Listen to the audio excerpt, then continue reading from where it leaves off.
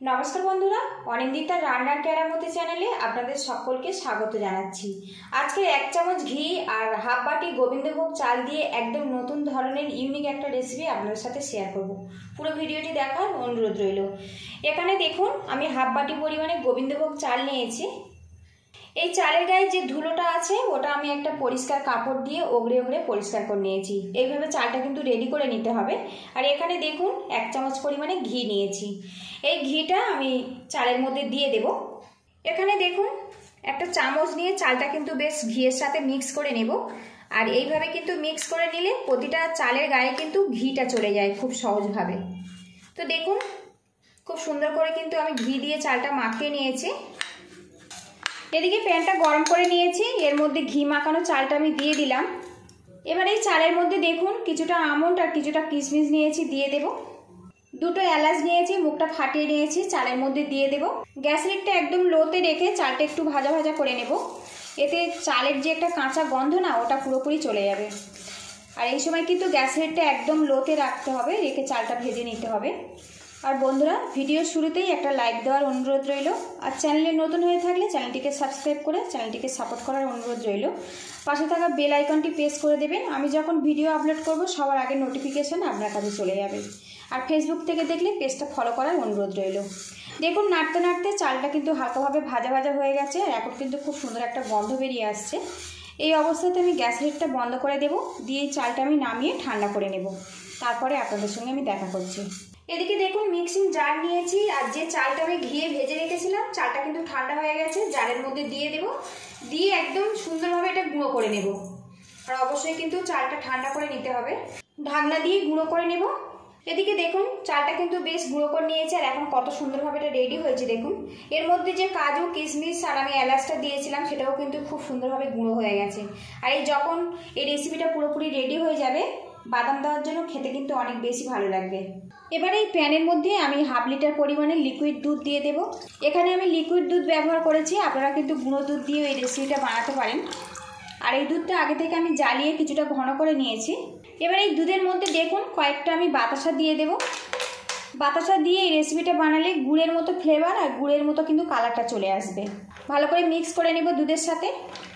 আর সঙ্গে সঙ্গে দেখবেন বাতাসাটা যখন গলে যাবে দুধের কালারটা কিন্তু পুরোপুরি চেঞ্জ হয়ে যাবে। এদিকে দেখুন বাতাসা দুধের সাথে কিন্তু গুলে গেছে। আর এখন দুধের কালারটা দেখুন পুরো অন্যরকম কালার হয়ে গেছে। এখানে দুধটা আগে থেকে যেহেতু আমি ফুটিয়ে নিয়েছি, এখন কিন্তু খুব বেশি ফোটানোর দরকার নেই। এবারে এর মধ্যে যে চালের গুঁড়োটা আমি করে রেখেছিলাম দিয়ে দেব। আর এই সময় কিন্তু গ্যাস হিটটা একদম কমে রাখতে হবে। এবার এই চালের গুঁড়োটা ভালো করে আমি দুধের সাথে মিক্স করে নেব। আর স্প্যাচুলার দিয়ে এইভাবে ম্যাশ করে নেব, তাহলে চালের যে কোনো রকম দলা আর থাকবে না। এদিকে দেখুন চালের মিশ্রণটা আমি দুধের সাথে ভালো করে মিক্স করে নিয়েছি। আর এই সময় কিন্তু গ্যাস হিটটা একদম লোতে রাখতে হবে। ধীরে ধীরে এটা কিন্তু এইভাবে নাড়াচাড়া করে নিতে হবে। এবারে এর মধ্যে দিয়ে দেবো চিনি। চিনিটা আপনারা স্বাদ মতো দেবেন। এখানে আমি হাফ বাটির থেকে একটু বেশি পরিমাণে চিনি ব্যবহার করলাম। এবার এখানে দেখুন 5 টাকার একটা দুধের গুঁড়োর প্যাকেট নিয়েছি, এর মধ্যে দিয়ে দেব।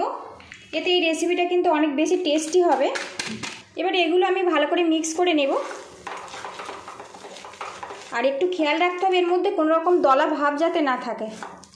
আর এখন কিন্তু সবসময়ের জন্য বন্ধুরা গ্যাস রেটটা মিডিয়ামে রাখবেন। লো টু মিডিয়ামে রেখে এটা ধীরে ধীরে এইভাবে ডো বানিয়ে নেব, তাহলে কিন্তু পারফেক্টভাবে এটা তৈরি হবে। আর এইভাবে কিন্তু অনবরত এইভাবে ম্যাশ করে নেব, তাহলে কিন্তু একদম মসৃণভাবে রেডি হবে এটা। অনবরত নাড়িয়ে দেখুন বেশ সুন্দর এখন ঘন মতো রেডি হয়ে গেছে। আরও কিছুক্ষণ এটা নাড়াচাড়া করে নেব। আর যখন দেখবেন এই ডোটা প্যান থেকে ছেড়ে ছেড়ে আসছে তখন কিন্তু ডোটা রেডি হয়ে যাবে। আমি আরও কিছুক্ষণ এটা নাড়াচাড়া করে নেব। এখানে দেখুন সামান্য একটু ঘি রেখেছি, এর মধ্যে দিয়ে দেব, তাহলে এই রেসিপিটার ফ্লেভারটা কিন্তু খুব সুন্দরভাবে চলে আসবে। ঘি দিয়ে ভালো করে মিক্স করে নিয়েছি। আর এখন দেখুন ডোটা কিন্তু প্যান থেকে বেশ আলাদা হয়ে যাচ্ছে। এইভাবে রেডি করে নিতে হবে। গ্যাসের হিটটা এই অবস্থাতে বন্ধ করে দেব। তারপরে এখানে দেখুন স্প্যাচুলার নিয়েছি, স্প্যাচুলার দিয়ে এইভাবে ম্যাশ করে দেব। এর মধ্যে যদি কোনো রকম দলা থাকে সেটা কিন্তু খুব সুন্দরভাবে মিশে যাবে। এদিকে দেখুন একটা থালা নিয়েছি, উল্টে নিয়েছি। আর এখানে কিন্তু আমি ঘি লাগিয়ে রেখেছি। এবার এখানে যে মিশ্রণটা আমি রেডি করে নিয়েছি এর মধ্যে আমি দিয়ে দেব। স্প্যাচুলার দিয়ে একটু চৌকো করে আমি শেপ দিয়ে দেব। আর এখন কিন্তু খুব সুন্দর একটা গন্ধ বেরিয়ে আসছে।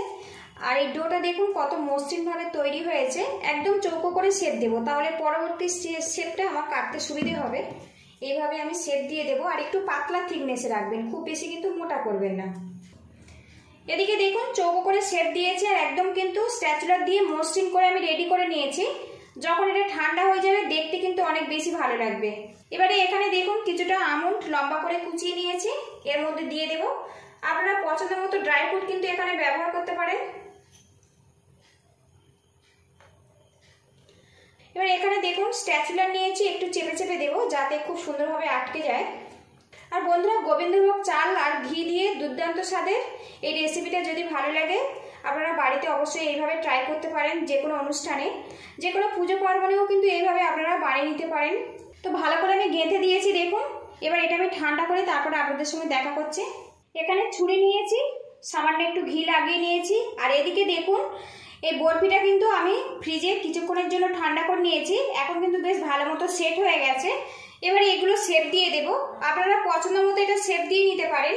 আর বন্ধুরা, যদি ভিডিওটি ভালো লাগে তো একটা লাইক দেওয়ার অনুরোধ রইল, আর যতটা সম্ভব শেয়ার করে দেবেন যাতে অন্যজনও খুব সুন্দরভাবে এটা দেখে নিতে পারে। আমি এখানে 3টে ভাগে ভাগ করে নিয়েছি, মাঝে থেকে এইভাবে কেটে নেব।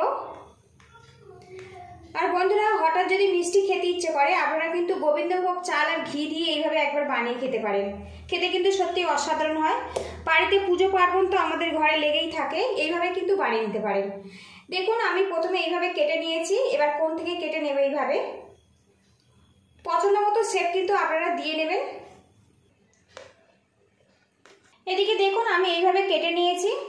আর বন্ধুরা, এইভাবে কিন্তু মিষ্টি বানিয়ে আপনারা কিন্তু অতিথি আপ্যায়নও করতে পারেন, বাড়িতে কিছুদিন স্টোরও করতে পারেন, ইচ্ছে মতো বের করে এটা পরিবেশন করতে পারেন। ভালো লাগলে বাড়িতে অবশ্যই এইভাবে ট্রাই করবেন। কেমন হয়েছে আমাকে কমেন্ট বক্সে জানাবেন।